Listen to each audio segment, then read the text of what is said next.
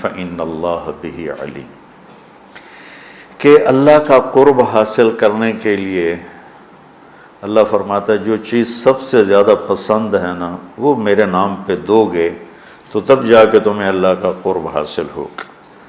کہ محبت کے مقام تک پہنچنے کے لیے اپنی مرغوبات کو قربان کرنا پڑتا ہے، اور سب سے زیادہ انسان کو جو محبوب ہے وہ پیسہ ہے، کہ اس لیے پورے قرآن میں بے اموالکم و انفسکم، بے اموالکم و انفسکم، کہ اللہ کو پاؤ، اللہ کے دین کے لیے محنت کوشش کرو، اپنے مال اپنی جان، مال کا ذکر پہلے ہے اور جان کا ذکر بعد میں ہے، کہ حالانکہ جان قیمتی ہے مال سے، لیکن مال کو مقدم اس لیے کیا ہے کہ لوگ مال پر اپنی جانیں قربان کر دیتے ہیں۔ تو جب آدمی مال قربان کرتا ہے تو پھر جہاں مال لگتا ہے دل بھی وہاں چلا جاتا۔ ایک صحابی آیا، یا رسول اللہ مجھے موت سے ڈر لگتا ہے۔ آپ نے فرمایا تیرے پاس کوئی پیسے ہیں؟ کہ جی ہیں۔ کہا وہ اللہ کے نام پہ خرچ کر دے، موت کا ڈر نکل جائے گا، کہ جہاں آدمی کا مال جاتا ہے وہیں اس کا دل بھی چلا جاتا ہے۔ امام زین العابدین علیہ السلام کی خدمت میں کوئی آتا تھا سائل، تو کہتے اللہ تیرا شکر ہے، تو نے میرا سامان میرے گھر پہنچانے کے لیے سواری بھیج دی۔ سمجھو ان کی بات؟ یا اللہ تیرا شکر ہے تو نے میرا سامان میرے گھر پہنچانے کے لیے سواری بھیج دی، کہ جو میں اس کو دوں گا وہ تجھے دینا ہے، اور جو تجھے دوں گا وہ جنت میں میرے لیے جمع ہو جائے گا، اور اصل گھر ہمارا جنت ہے، دنیا نہیں ہے۔ تو کہتے تھے یا اللہ تیرا شکر ہے کہ تو نے میرے گھر کا سامان میرے گھر پہنچانے کا سامان پیدا کر دیا۔ تو بچوں اللہ سے سخاوت مانگو۔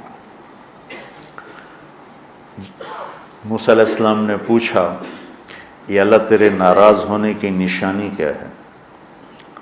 تو اللہ تعالیٰ نے فرمایا موسیٰ جب تو دیکھے بارش بے موسم ہے اور پیسہ بخیلوں کے پاس ہے اور حکومت نادانوں کے پاس ہے تو سمجھو میں ناراض ہو چکا ہوں۔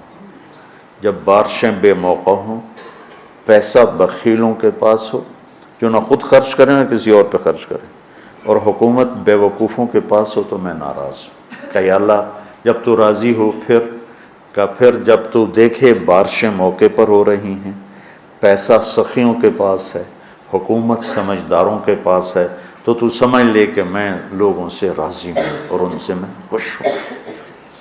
آج پیسہ بخیلوں کے پاس، سخی بہت تھوڑے ہیں جن کے پاس پیسہ، ورنہ سب بخیلوں کے پاس جو بالکل کالا سیاہ سپ بن کے اتنے بیٹھے ہوں کہ نہیں خرچ کرنا۔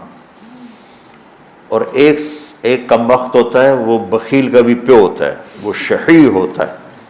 بخیل تو اوروں پہ خرچ نہیں کرتا، اپنے اوپر پھر بھی کر لیتا۔ ایک شحیح ہوتا ہے کہ نہ اپنے اوپر خرچ کرنا نہ کسی اور پہ خرچ کرنا، بس گن کے خوش ہو کے مر جانا۔ کروڑ ہو گیا، 2 ہو گیا، 100 ہو گیا، 100 ارب ہو گیا، ارب ہو گیا، ملین ہو گیا، ٹریلین ہو گیا، اور بڑی بڈھے ہر شے چھڑ کے مر جانا۔ پچھلے اولاد تو پتہ نہیں نصیب ہے کہ نہیں ہے۔ نصیب یہاں لکھا ہوتا ہے، ماں باپ نصیب نہیں بناتے، نصیب یہاں لکھا ہوتا ہے۔ تو اللہ کو بخل سے نفرت ہے اور سخاوت اللہ کو پسند ہے، اس لیے اللہ نے ادنا درجہ رکھا سخاوت، زکوٰۃ، بھائی کم از کم 2.5% دے دو۔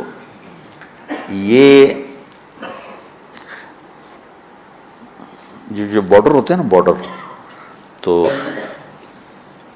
یہ پاکستانی بارڈر ہے، یہ انڈین بارڈر ہے، یہ والی جگہ جو ہوتی ہے نا یہ مشترکہ ہوتی ہے، تو ادھر سے وہ ادھر آ گیا ہے، پاکستان سے وہ نکل چکا ہے، انڈیا میں داخل نہیں ہوا ہے۔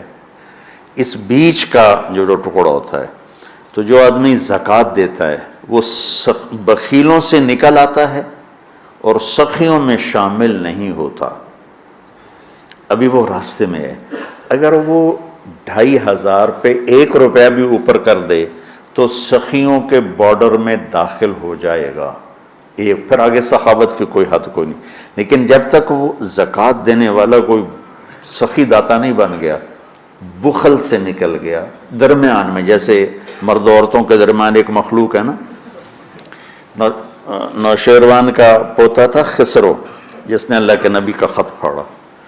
اس کے پاس آیا ایک مچھیرا مچھلی لے کر، اس کو اتنی پسند آئی، انہوں نے کہا 4000 دینار اس کو دے.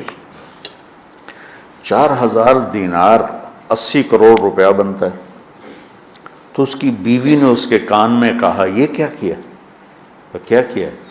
کہ ایک مچھلی پہ 4000 دینار دے دیا ہے تو خزانہ خالی کرو گے؟ اتنی بے وقوف. اس کی بیوی کا نام تھا شیریں. انہوں نے کہا تو کیا کروں، میں تو بادشاہ ہوں. کہ اس کو واپس بلاؤ، اس سے پوچھو یہ مچھلی نر ہے یا مادہ. وہ کہے گا نر ہے، تم کہنا واپس لو، ہمیں مادہ چاہیے تھی، پیسے دے دو.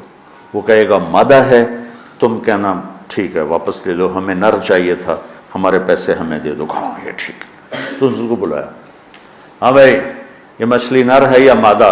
کہ حضور یہ ہیجڑا ہے نا یہ نر ہے نا مادہ. تو وہ بادشاہ نے کہا 4000 اور دے دو. وہ تو بیگم اس کی اور غصے میں ہو گئی، لال پیلی. جب وہ 8000 دینار لے کے چلا تو 1 دینار گر گیا، اس نے وہ بھی اٹھا لی. اس نے بیوی نے کہا دیکھو کتنا بے غیرت ہے، آپ نے اس کو اتنے پیسے دیے ہیں کہ ساری اس کی اگلی نسلیں کھائیں گی، اور ایک گرا ہے وہ بھی نہیں چھوڑا، وہ بھی اٹھا لیا ہے. یہ بہت بخیل آدمی، اس سے سارے پیسے واپس لو. اس نے پھر اس کو بلا لیا. کبھی ہم نے آپ تمہیں اتنا دے دیا تھا، 1 دینار اگر گر گیا تھا تو کیا تھا، کیوں اٹھایا؟ کہ حضور اس پہ آپ کے نام کی مہر ہے، کسی کا پاؤں پڑ جاتا تو بے ادبی ہوتی، تو میں نے اٹھا لیا. انہوں نے کہا 4000 اور دے دو. مولوی عام طور پہ فقیر لوگ ہوتے ہیں، عام طور پر ان کے پاس ہوتا ہی نہیں کہ سخاوت کریں. لیکن سخاوت پیسے سے نہیں ہوتی، دل سے ہوتی ہے. اللہ سے سخاوت مانگو کہ اللہ تمہیں سخی بنائے. عورتوں سے بھی کہتا ہوں، مردوں سے بھی کہتا ہوں، اللہ کے نام پہ خرچ کرنے کی عادت ڈالو. 100 میں 20 نمازی مل جاتے ہیں، لیکن 100 زکوٰۃ والے اکٹھے کروں نا تو ایک بھی زکوٰۃ دینے والا نہیں. کوئی 10,000 میں ایک آدمی ملتا ہے جو زکوٰۃ دیتا ہے، ورنہ نہیں دیتے. دل کے دروازے بند ہیں، اور اس وقت تک کوئی اللہ کا تعلق حاصل کر نہیں سکتا جب تک اپنی محبوب چیز کو اللہ پہ قربان نہ کرے، اور وہ ہے سخاوت، اور وہ ہے پیسہ. اللہ تعالیٰ نے آپ نے فرمایا اللہ الاجود الاجود وانا اجود ولد آدم. آپ نے کہا دیکھو بھائی سب سے بڑا سخی اللہ ہے، اور پھر اللہ کے بعد سب سے بڑا سخی تمہارا نبی ہے. وانا اجود ولد آدم، میں سب سے بڑا سخی ہوں. اور آپ کا خاندان سخاوت میں ضرب المثل ہے، ضرب المثل. ایک دفعہ ایک حامی تھا بنو امیہ کا، اور ایک حامی تھا اہل بیت کا. دونوں نے کہا چلو بھائی مدینے میں دیکھتے ہیں کون بڑا سخی. بنو امیہ کا حامی کہنے لگا بنو امیہ بڑے سخی ہیں. اہل بیت کا حامی کہنے لگا اہل بیت بڑے سخی ہیں. اچھا چلو چل کے امتحان لیتے ہیں. تو بنو امیہ کا جو حامی تھا وہ گیا ایک اموی سردار کے پاس کہ غریب ہوں کچھ پیسے چاہیے. اس نے 10,000 دی تھی.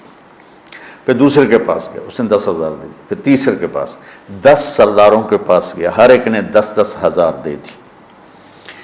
ان کے تو نام کہیں نہیں لکھے ہوئے. یہ جو اہل بیت والا تھا یہ گیا عبداللہ بن جعفر کے پاس، ضرورت مندوں نے 1,00,000 دے دیا. پھر گیا عبید اللہ بن عباس کے بعد، انہوں نے 1,00,000 دے دیا. پھر گیا وہ حسنین میں سے کسی ایک بھائی کے پاس، جب بڑے یا چھوٹے، انہوں نے 1,00,000 دے دیا. جب دونوں کٹھے ہوئے تو یہ 3,00,000 لایا، وہ 1,00,000. وہ 1,00,000 10 سے لے کر آیا، یہ 3,00,000 3 سے لے کر آیا. تو پھر وہ کہنے لگا ہاں بھئی اہل بیت بڑے سخی ہیں، چلو واپس کرتے ہیں. تو وہ جو اموی خاندان سے عقیدت رکھتا تھا اس نے جا کر کہا جی ہم تو ایسے ہی ضرورت مند نہیں تھے، ویسے ہی ہم ایک امتحان لے رہے تھے، تو آپ برائے مہربانی اپنے پیسے واپس لے لیں. انہوں نے کہا ٹھیک ہے. 10 کے 10 نے پیسے واپس لے لیے۔ اب یہ گیا اہل بیت والا عبداللہ بن جعفر کے پاس، پھر عبید اللہ بن عباس کے پاس، یہ حسنین میں سے کسی ایک کے پاس۔ تو تینوں نے فرمایا کہ اہل بیت کے گھر سے جب کوئی چیز نکل جاتی ہے تو واپس نہیں آتی، جاؤ تمہیں ہدیہ ہے، تمہیں ہدیہ۔ اللہ اعلم حیث یجعل رسالتہ، اللہ کو پتہ ہے کہ اس نے رسالت کہاں رکھنی اور کہاں سے چننی ہے۔ اللہ کو سخی بن کے دکھاؤ۔ بخیل سے اللہ دوستی نہیں لگاتا اور سخی سے اللہ دوستی نہیں توڑتا، چاہے وہ فاسق ہی کیوں نہ ہو۔ اور شیطان کہتا ہے مجھے بخیل سے کوئی ڈر نہیں ہے، چاہے تو راتوں کو تہجد پڑھے دن میں روزے رکھے، کہ اس کا بخل ایک دن اسے جہنم میں لے جائے گا۔ اور سخی سے ہر وقت ڈرتا رہتا ہوں کہ پتہ نہیں کب اس کی سخاوت اس کو جنت میں پہنچاتی۔ تو اللہ خود کریم ہے، سخی ہے، سخاوت کو پسند کرتا ہے۔ تو آپ بھی اس کی روایت ڈالو